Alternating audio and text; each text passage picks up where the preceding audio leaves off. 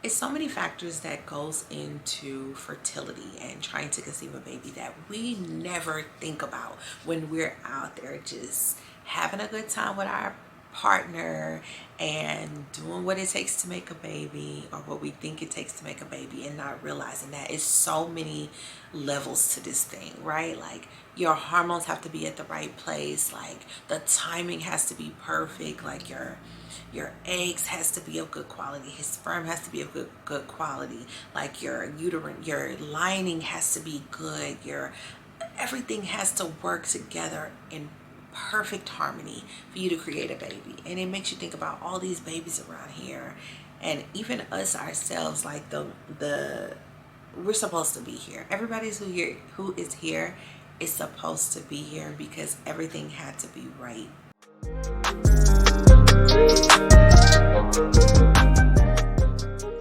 Hi, you guys. It's LQ from Coupled and Cultured, where we focus on all things love, leisure, and lifestyle for contemporary couples and socialites who look to put the life and work-life balance.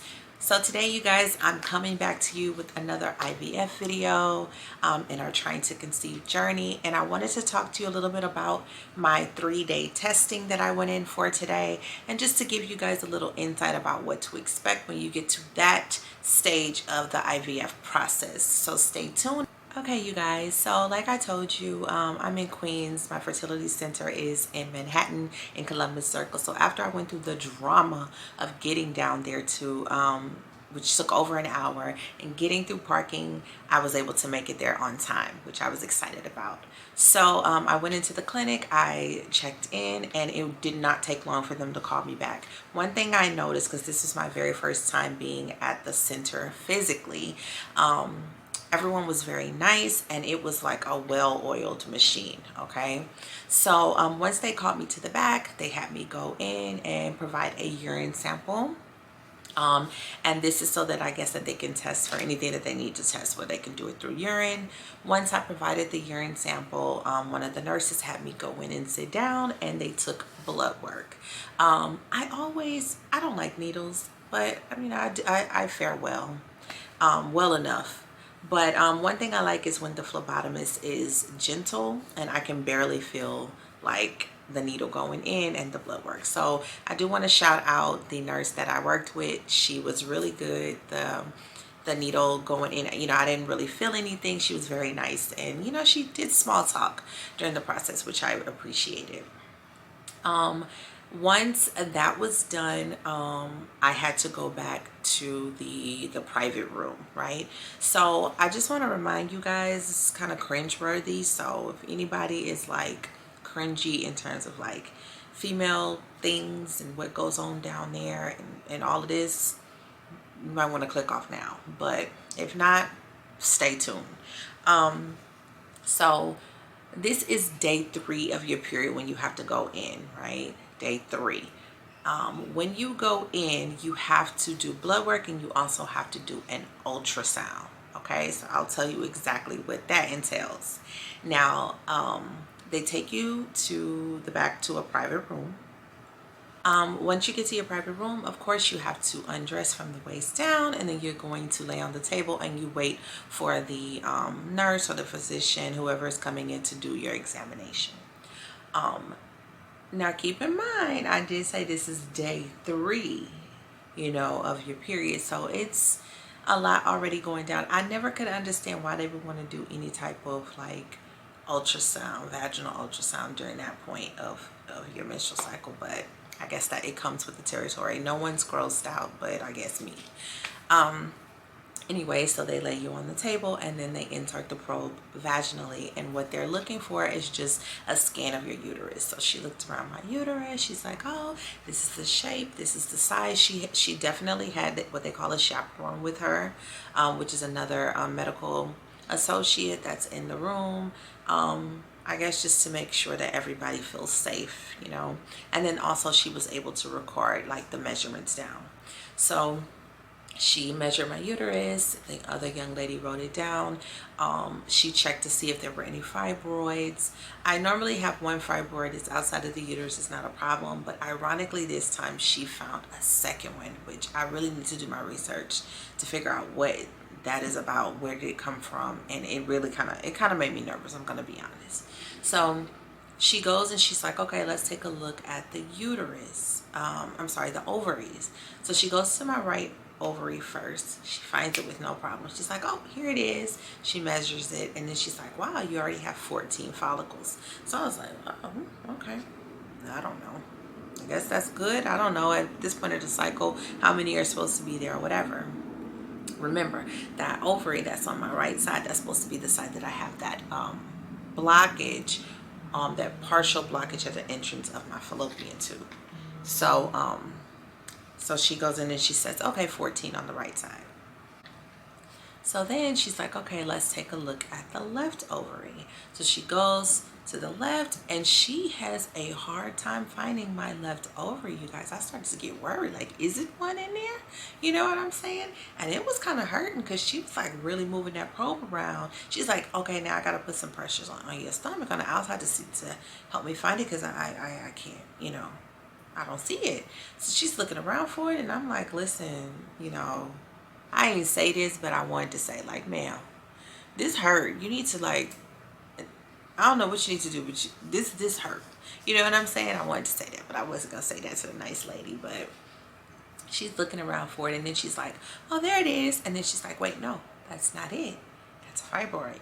Then she says, like, 1 point something centimeters. I forgot the size. But she says this to the lady. The lady writes it down. So in my mind, I'm like, where did that come from? So if anybody knows anything about fibroids, comment below and let me know, like, what makes them grow? Because I always had one. I've been having one for years, and all of a sudden I got this second one that's in the way of my ovary, you know. It made me think, like, who's to say that it haven't been in the way? That's my good ovary. You know what I'm saying? Who's to say it hasn't been in the way, blocking, you know, the process? I don't know how it works, but could that be it? I don't know. I have to do my research. So if y'all know anything more about fibroids and how they can hinder or be in the way and like halt a process in terms of like conceiving, let me know, because I'm starting to wonder. I don't know. Okay, so she you know, maneuvers her little way, that little probe around that fibroid, and finally she's like, oh, there it is, the left ovary. So she measures it, and she's like looking for the follicles.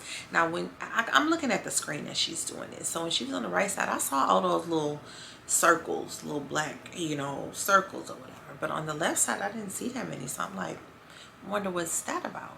So she's like, oh, it's only 4 on this side, less than 10.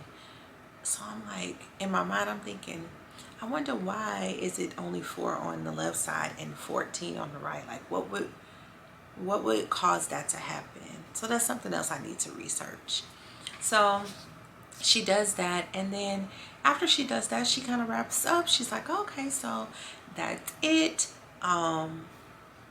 You know, she you know, takes out the probe, and then she's like, okay, so you can go ahead and get dressed. You'll be hearing from us soon, and it was a pleasure, you know, meeting you. Have a nice day. And they were very kind. It was so quick. Like, my appointment was at 9. I was out of there by like 9:45, you know, so I did appreciate that. And then I was able to, once they left the room, I was able to get dressed, get myself together, and then go, you know, go about my business. And now on my way out, of course, I asked for a doctor's note so that I can bring to work with me. And then I asked for a semen analysis kit so I can bring it to my husband so that he has all the tools that he needs when it's his turn to provide a semen sample, our sperm sample, to bring into the office. So they were generous. They gave me that, no problem. And then I was able to mosey on with the rest of my day and get my thoughts, you know, wrap my thoughts around what happened.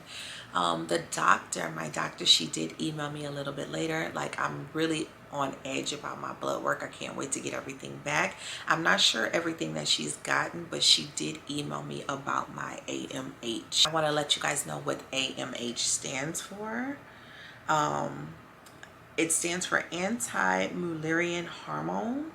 Okay, and just to give you guys like an idea of what that is. Anti-Mullerian hormone is a hormone that is produced by the granulosa cells in your ovarian follicles.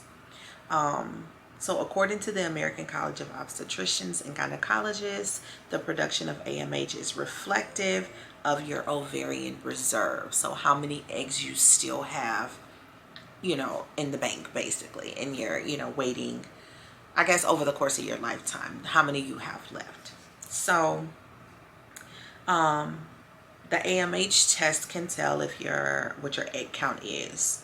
So if you have low levels, it points to having a diminished ovarian reserve or low egg count, which is why this hormone is linked to fertility, right?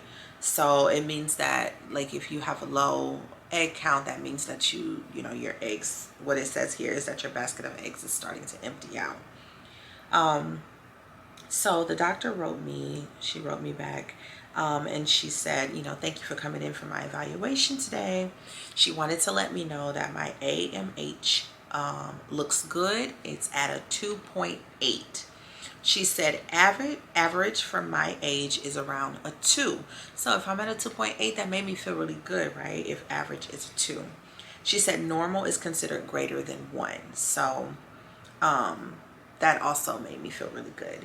She said this reflects egg number, not quality, which is driven by age.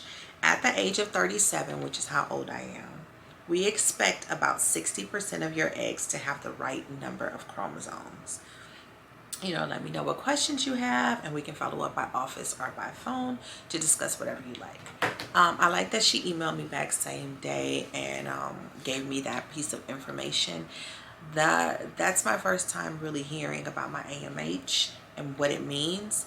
And it really makes me think about the women who their AMH test results are lower. You know, it's so many factors, right?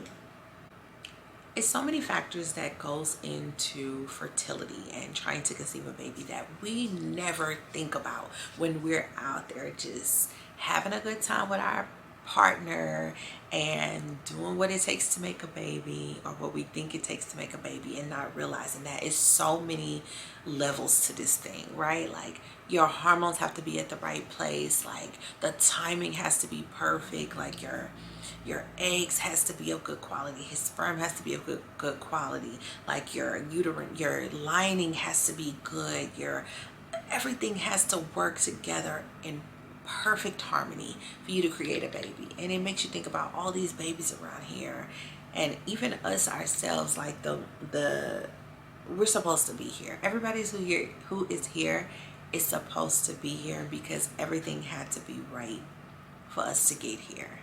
So you know, I'll end it there. I won't drag you guys on, but going today just made me feel like really like wow, I'm really getting this started.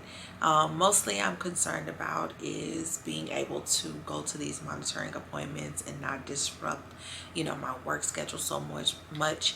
But I also have to think about how important this is to me and my husband and me and my family, and how long I've waited and how much I've given to everything else in my life. Now it's time for me to give to this, you know, something that we both want so badly. So I hope that you guys were able to get a good look into some things that you can expect when you go in for your day 3 ultrasound and blood work. In the meantime, I would love to hear from you guys. Just what do you think about the process so far? And I don't know when, you know, I'm literally gonna start the meds. But if you guys know, like, after you do the day 3, you know, and you typically, what happens next? Like, when can I expect to start my meds? You know, I'm definitely going to reach out to my doctor, but just hearing from you guys who've been there would be very beneficial for me, and useful. And for those who are not there yet, or probably just beginning like I am, what are you most looking forward to? I would love to hear from you guys. Until then, I hope that you have a great evening. It's nighttime here, and I will talk to you guys soon. Ciao.